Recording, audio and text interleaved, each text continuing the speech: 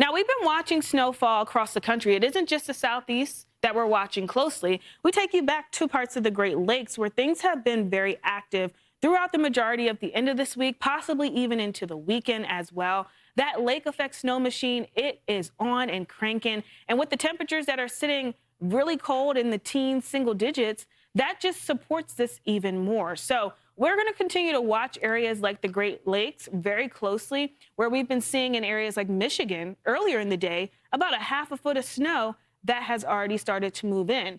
Once we get into the next couple of days or so, this is going to continue to build through as well. We can continue to watch this kind of play out. So let's head straight out to Michigan, where the lake effect snow machine, as I mentioned, it's been ramping up. We've been seeing widespread impacts on the road and Arctic air from Canada that is pouring into the Great Lakes as well. That has been dropping visibility. Take a look at this.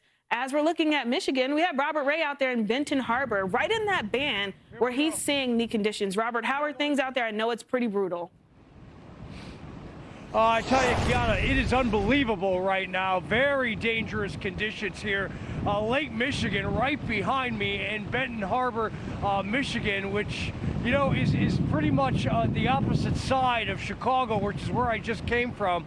I landed at O'Hare, went through all the delays and the cancellations today, and then made my way across the border, Illinois, into Northwest Indiana, and now here, about 2.5-hour drive. Took much longer because of the conditions on the roadways, and I'm going to send some of that video in as soon as we get a chance.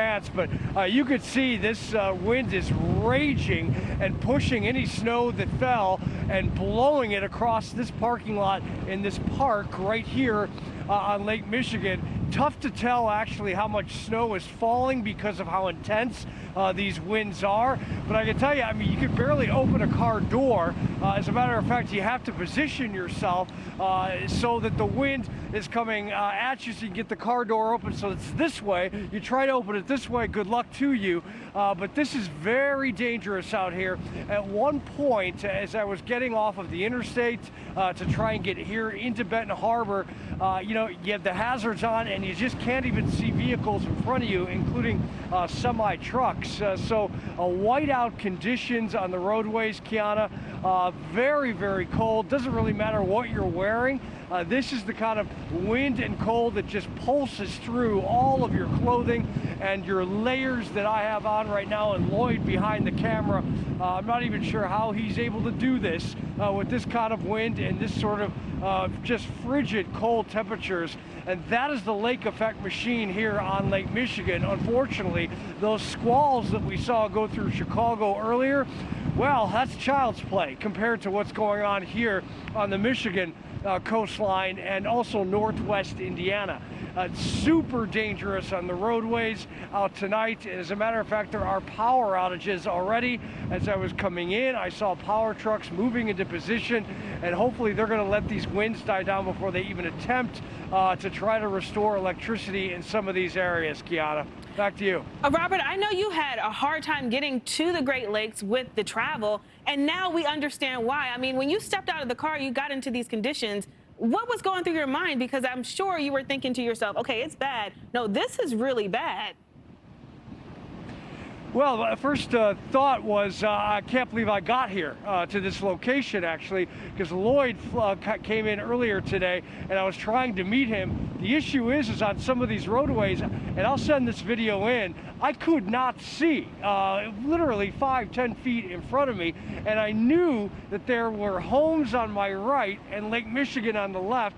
Nonetheless, I could not identify where the roadway was, so I was quite literally going about 1-2 miles per hour, every once in a while stopping and rolling down the window to try to get my bearings straight. And then when I got here, I just could not believe the amount of winds coming off of the lake and roaring. I can't imagine if it was daylight what that looks like out there with the waves just rolling in. And this is going to go on all night, unfortunately, into tomorrow. So this entire area of western Michigan, southwestern Michigan into northwest Indiana, they're in for it. And we know that these roadways become very dangerous in these scenarios. I mean, we've seen jackknife semis in years past. I hope that doesn't happen tonight. But when you have conditions like this and you cannot see the road and you cannot make out what is on either side of you, in front of you, or back of you, you know, you're really in the most dangerous scenario possible. I'm actually concerned of even trying to get out of here and get to our hotel, which is a couple miles away. We're going to have to take it as slow as possible, Kiana. Just tough to really describe what this is like unless you're in it. It is kind of like a hurricane, but with snow. The wind's not as strong as hurricane, but I have to tell you, I would not be surprised, and I don't know, I don't have an anemometer on me because I just arrived, have not had a chance. I would not be surprised if we're getting upwards to 50-mile-an-hour plus wind gusts here off of Lake Michigan. Yeah. I wouldn't be surprised either. I'm not going to lie to you, Robert. When I first looked at this image, I thought this was old video from a hurricane, but no, you were there in the elements in Michigan. Incredible effort on your part and Lloyd's part. We'll be checking in with you. Get back to your hotel safe.